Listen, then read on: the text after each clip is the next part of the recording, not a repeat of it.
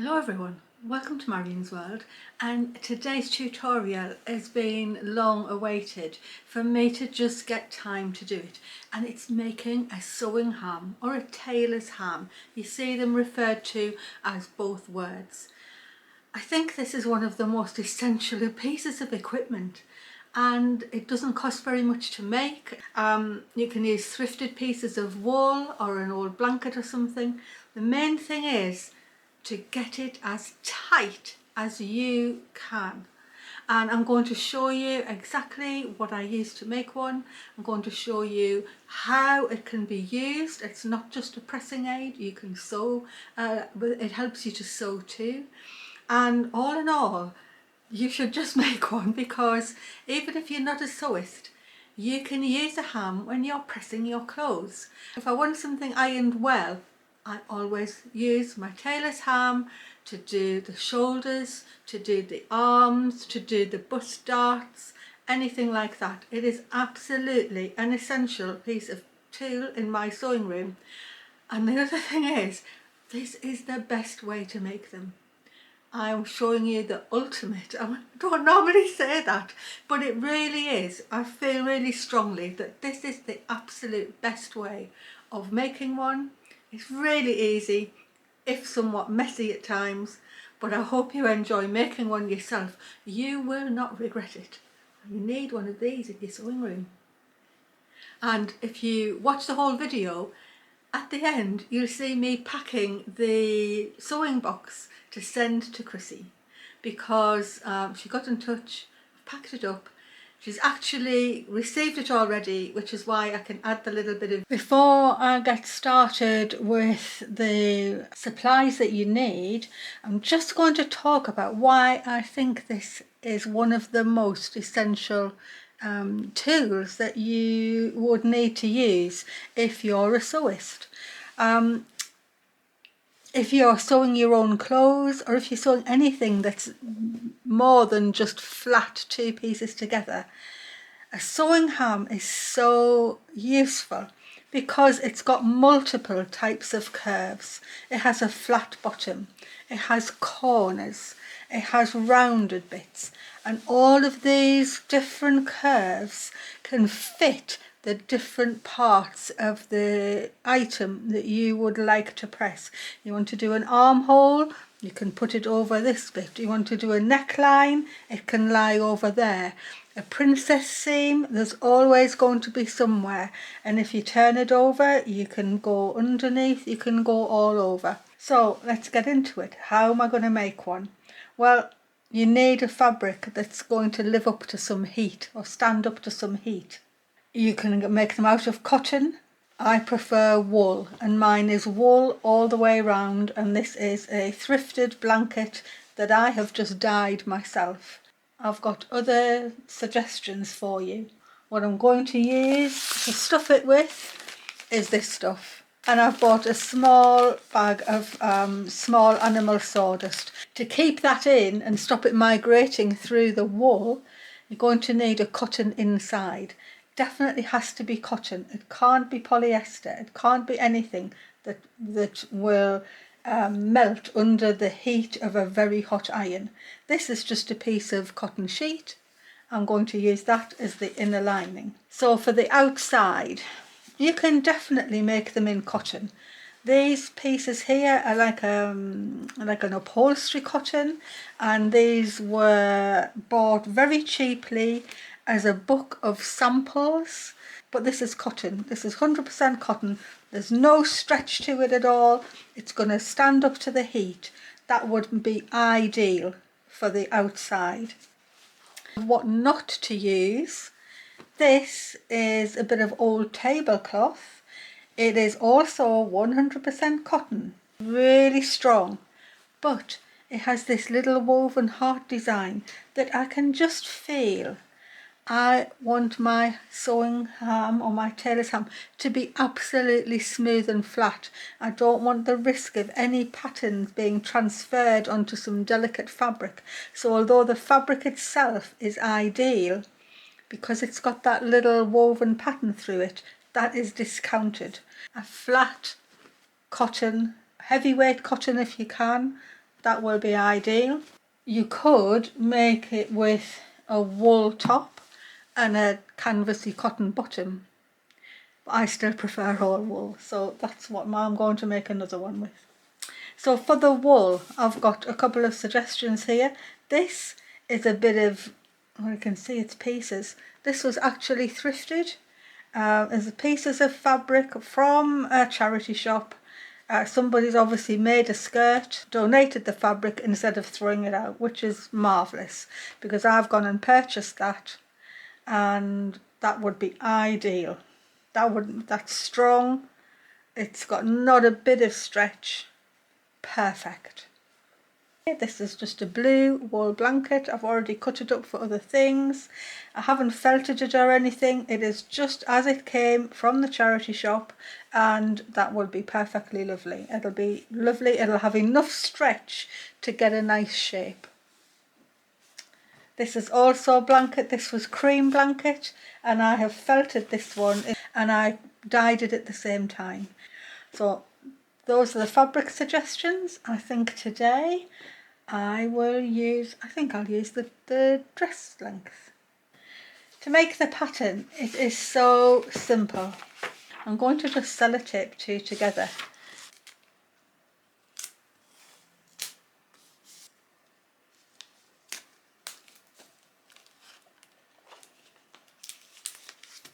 So I've got my piece of paper. I'll fold it in half. So now I can draw out to about 5 inches. And then the idea is that you just curve it. So we want a bit of a corner here and a point at the top that's a nice curve. And you just want a nice, everything needs to be curvy. Even the bottom can get curved a bit. So there's no straight line.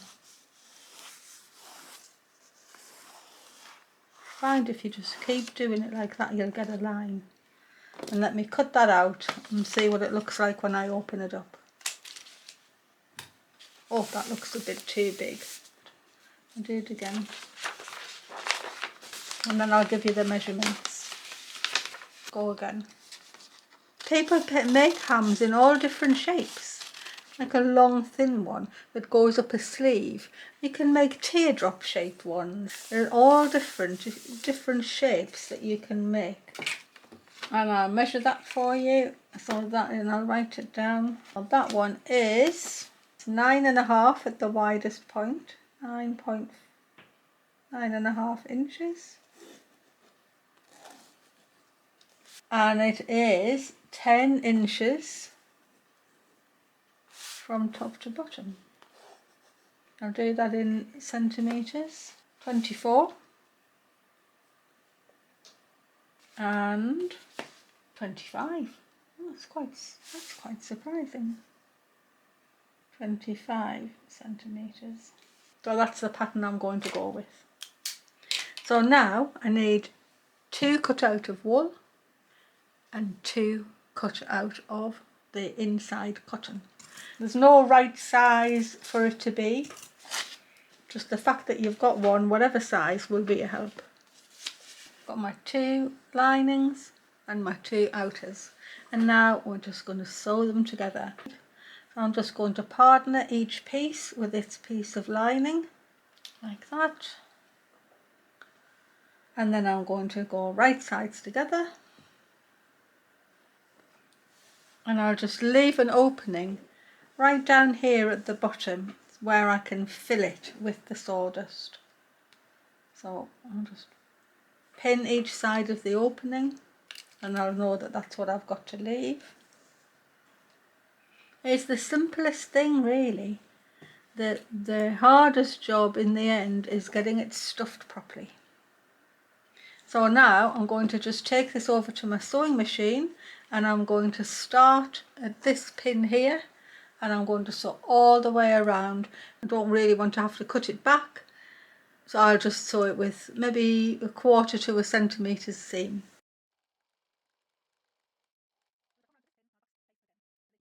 Clip threads, and I'm actually going to go around again. And I'm just going to sew a little bit to one side. It doesn't matter which side particularly. I'm going onto the outside edge. So I'm going to make sure this has a double line of sewing all the way around. And clip, and we're done with the sewing of that bit anyway.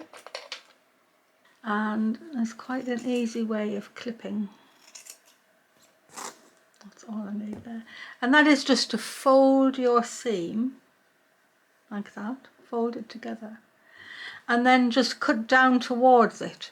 Obviously you don't go up to the stitch line, but what it does is it takes out a little notch, and that's better than just clipping in my opinion. It's what I always do on clothes or anything. And it's just a matter of just working your way round and taking out the little notch. Just angle your scissors so they're coming up just short of the stitching line, and there'll be plenty of fabric taken out that it'll turn through really nicely. Definitely don't want to make that seam weak at all, so definitely don't go too near. I'm leaving a millimetre or two of fabric uncut, and there it is, it's all notched up. And now it's time to turn it through. So I've got the piece of cardboard just put into the hole, and I've widened the top out a bit so that the sawdust can get in, and I'm just going to break this up.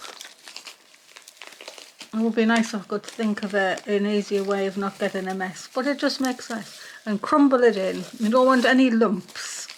I want it to be nice and smoothly firm, so I don't want to put big lumps in. I want it to be crumbled up inside. And just let it fall in.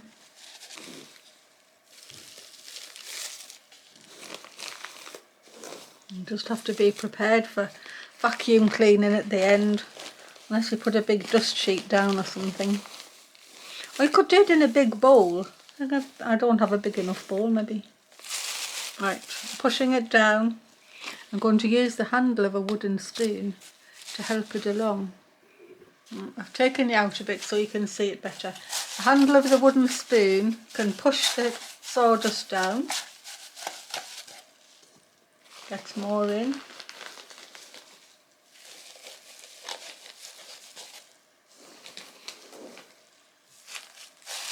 Fill it up and shake it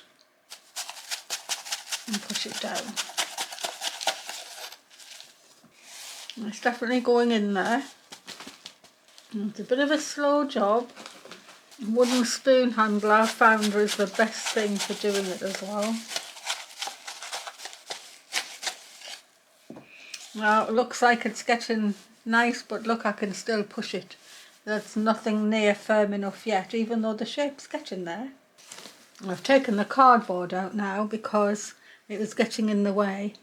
So now it is just a matter of carrying on stuffing, trying to make as little mess as possible and hammering it down with the handle of the spoon.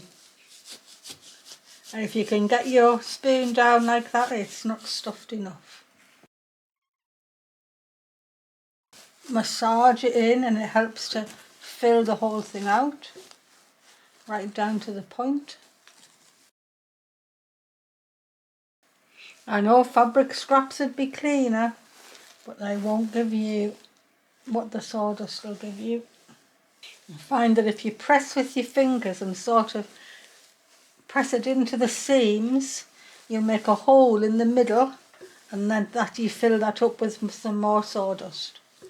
You do it by hook or by crook. Embrace the mess. So just keep pressing, keep pressing. I'm just clearing up the last bits. I've already done the floor and the table. Just getting the last bits of sawdust out the outside so I can sew the whole thing up and give it a bit of manipulation to get it into the right shape in the first place. I'll just get these off. Becomes easier once there's not a great gaping hole in the back. So now I'm going to just hold my hand over there while I give this a good old manipulation. I like a flat bottom and a rounded top. This is a little fat one, this. It's fatter than my old one. Quite nice. Oh, now look, I've got a soft bit there. That is not good. That cannot stay like that. That has to be pushed out. Just push it. Give it a whole bash. Get that sawdust right into those seam lines. And you should be able to feel how firm it is now. I mean, that is not giving much now. And I'm going to clean up this opening and start and sew it up. And I'm going to sew it up with ladder stitch. I've got a knot on my needle and I'm going to start right back in underneath here. Pull my knot through, and now I'm going to do it with ladder stitch. And ladder stitch just means that I'm going to pick up a little bit from each side of the seam. I'm going to make sure that my seam's folded exactly where I want it to stay. And then I'm going to come in with just a small stitch on one side of the seam. It might be a bit awkward, but it'll do. And then you hop straight over to the other matching side and pick up another piece. And I'm picking up about 1/4 inch. I don't want these stitches to be huge, and I'm not pulling them tight yet. So straight back over to this side, go in at the fold, 1/4 inch, back over to the other side and another 1/4 inch. And you can see why it's called ladder stitch. So it makes a little ladder as you're sewing across the opening. And you try and keep both sides equal. You're not going to make bigger stitches on one side or the other, or it'll start and crease everything up. So if however much you've made here, you have to go down on this side. And you're going through the wool and the cotton, remember. There's 2 layers of fabric to be going through. And I'm going to go halfway, pull it up, and then make sure that I've got enough sawdust. I do not want an empty spot here, it's easy to end up with an empty spot. So now I'm going to pull this up. I'm just pulling it in. You see why I need some strong thread. I'm really pulling hard, and I'm pushing the seam together.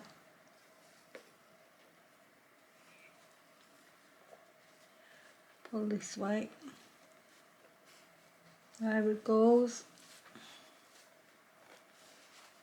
And all of a sudden it closes up. Nice and tight. I'm going to keep the tension on that and just going to push with my finger to make sure that that seam is filled up with sawdust. I don't want this puckering here. I'll just keep the tension on it, poke my needle in, and I'll get my wooden spoon in. And you see that there? I need that smoothed out. So in we go. Keep the tension on your ladder stitch though. And all of a sudden we've got another gap to put sawdust in. You can't wait until it's too late to get any more in. That's this stuff coming back in now. I'm going to get all that in.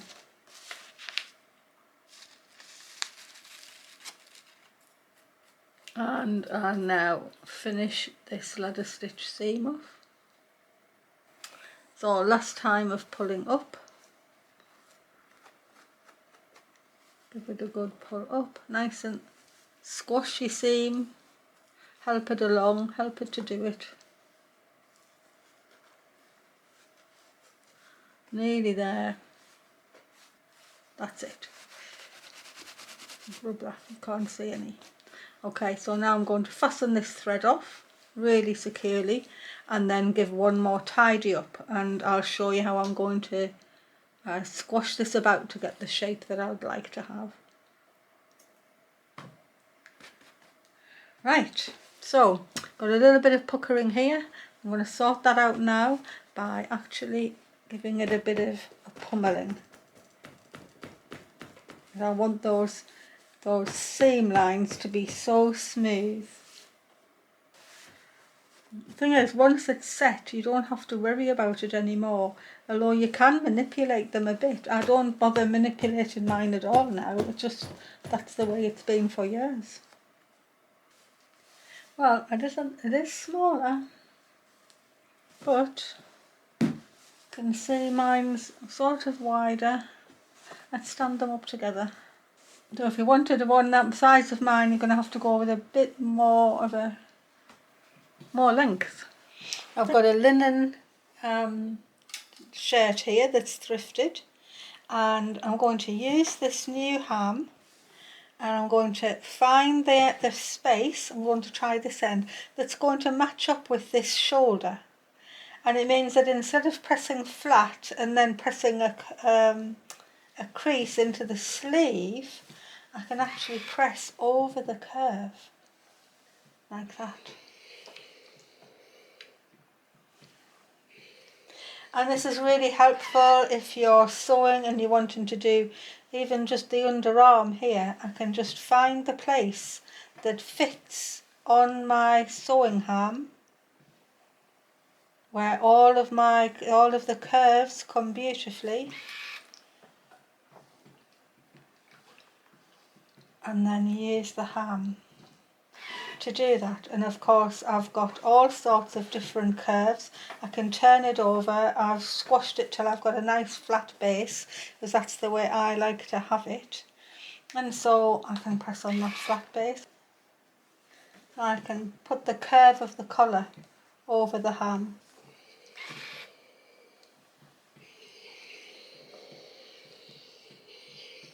Really, I would have used a pressing cloth for the linen, but this is going to be cut up anyway, so if I was doing something that wasn't going to be cut up, I'd be putting a pressing cloth on as well. So that's one way of using your sewing ham. The other way is as an assistance to actual doing sewing. So I'll show you that one too. One of the great benefits of having a ham that's heavy and stuffed really firmly is that you can pin into it, and you've got some actual grip that a fabric stuffed ham wouldn't be. And if you like to hand sew like I do, that is a perfect assistance, because I'm going to show you what I can do now. I've just got some white cotton in my needle just so it'll show up, and I'm going to start to hand sew down this red linen just for the sake of having something to show you. So I'll just get started off with a bit of a back stitch. Now when you're hand sewing, you do not want your fabric to slip at all, and if you sew over your finger like a lot of people do, that's hard to stop the slippage. But what actually is the best thing is that you have the curve of your ham coming forward here, so there's space for your hand. And if you didn't notice before, I'm left-handed. You'd have to transpose things. And what I do with my pin is I pin the fabric into the ham with the pin facing forward, so I'm pulling against it. I'm not going to pull the pin out, but now I can just hold my fabric flat. The tension is getting, I'm not pulling that off the table, it's heavy enough to stay where it is. The wool's got grip as well, and now I can just come forward and I can sew whenever I like. I can sew back stitch, but my fabric is flat, and it's like a third hand holding your fabric for you. All I'm having to do is hold the fabric flat out in front and move the ham back, and you can keep on sewing as long as it's comfortable for you to do it. And when you think you've worked so far away, all you do is you put your needle in, take your pin out, move everything back and pin nearer to you, and you move everything back to the ham. And this not only quickens up your sewing, but it makes it really even as well. And it's just a very pleasurable way. of sewing seams. Just doing a running stitch there now. So all in all, the benefits of having a sawdust stuffed tailor's ham. Good for pressing, especially if you make your own clothes, but good for sewing as well. It gives you something to pin into.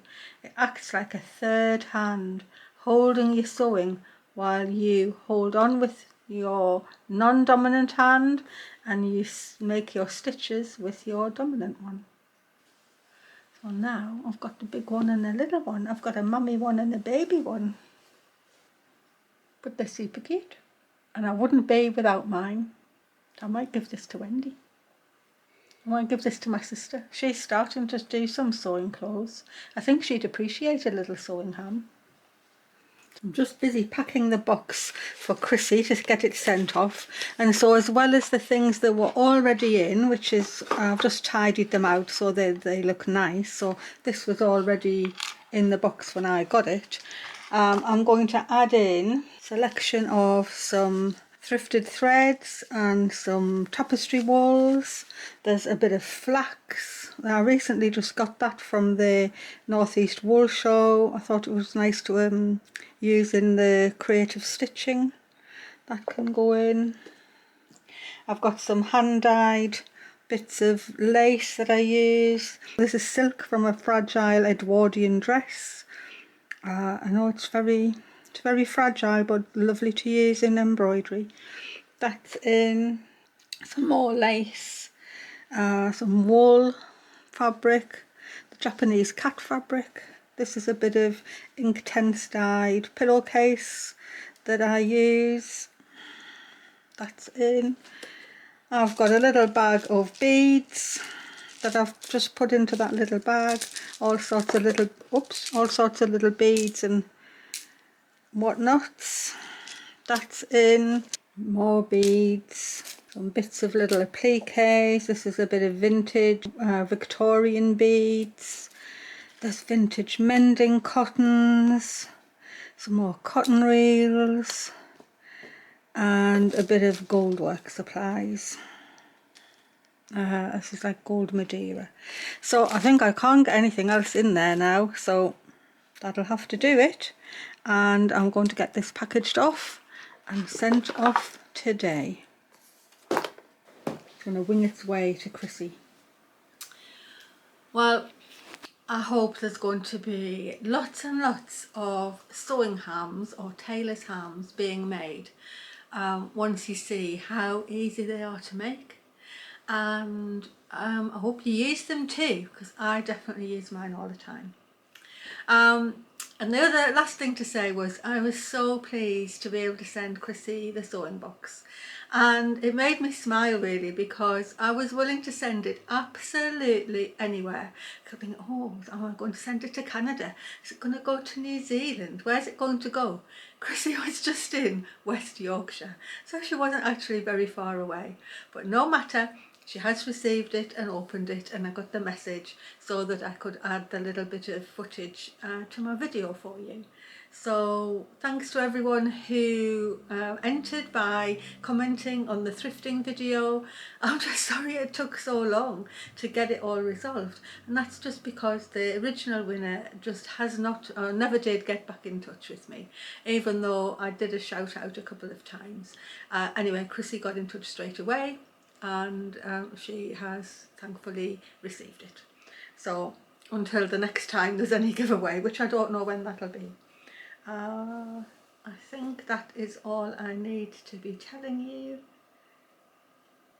It's been one of those weeks, and I didn't do a Friday video, so I'll hopefully resume the little stitch tutorials next week. And as for next week, I don't know what the Sunday video will be yet, but it will be the last week working on the crewel work page, and so that's to look forward to.